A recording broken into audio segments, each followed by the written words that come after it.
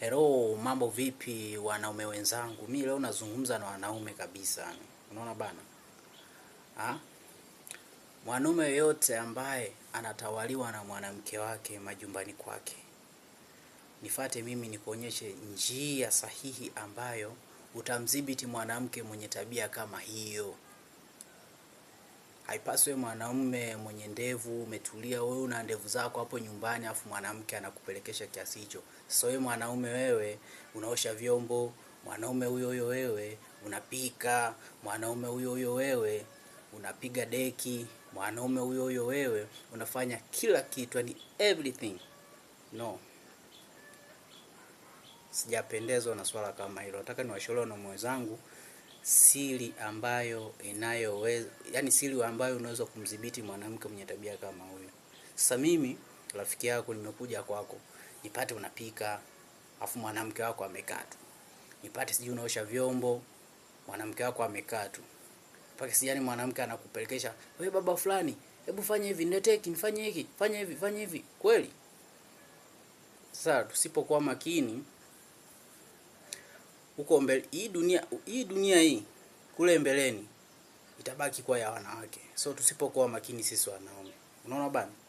Hebu nitafuteni, ni followni, muweze kunifuatilia, niweze kuwapa siri ambayo inafaa tuwadhibiti wanawake wenye tabia kama hiyo. Haifai wanaume tuzalilike kiasi hicho.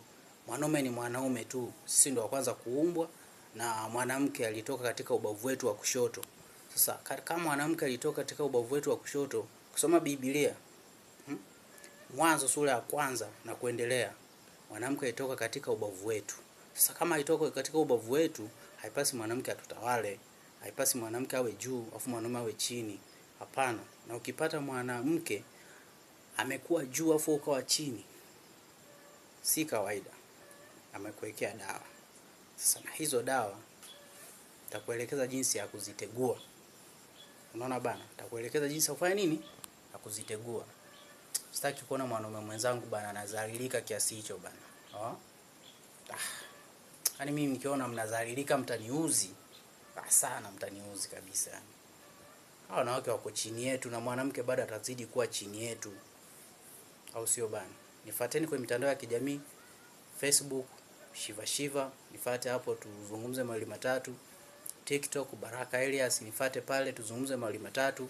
Instagram Baraka Elias, nifuate hapo tuzungumze mawili matatu kuhusiana na hao wanawake. Hao wanawake haifai, yani hao wanawake haifai watu tawala hao wanawake hao. Sawa?